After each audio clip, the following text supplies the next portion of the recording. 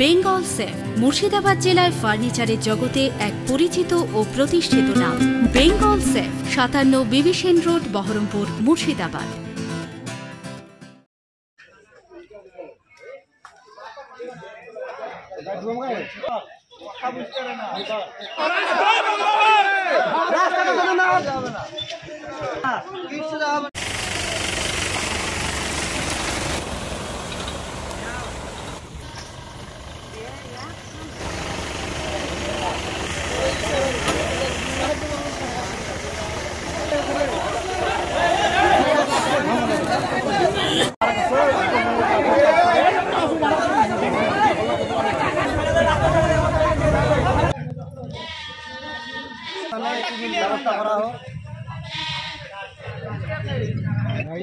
বৃষ্টি জল বেঁচে গেছে, তার জন্য জল বেঁচে গেছে।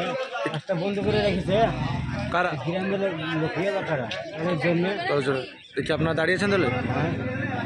উদ্দেশ্য হয়েছে কিছুদিন আজ থেকে 22 দিন আগে আমাদের এখানে একটা বজ্রপাতে একটা মানুষ মারা যায়, একটা বাচ্চা মারা যায়। সেই সময় মাননীয় বিধায়ক আমাদের নিয়ামত শেখ তিনি এসেছিল এখানে। আসার পর আমাদের গ্রাম পঞ্চায়েতের মেম্বার এবং পঞ্চায়েত সমিতির মেম্বার দুজনে মিলে মানে এদেরকে দায়িত্বটা দেয়। আমাদের এমএলএ সাহেব ওদের দুজনকে দায়িত্বটা দেয়, সেই দায়িত্ব সম্পূর্ণ করে নাও। তারপর আপনার এরকম সমস্যা অনেক দিন থেকে বয়স্ক মানুষ, সাধারণ মানুষ যেতে পারছে না রাস্তা দিয়ে।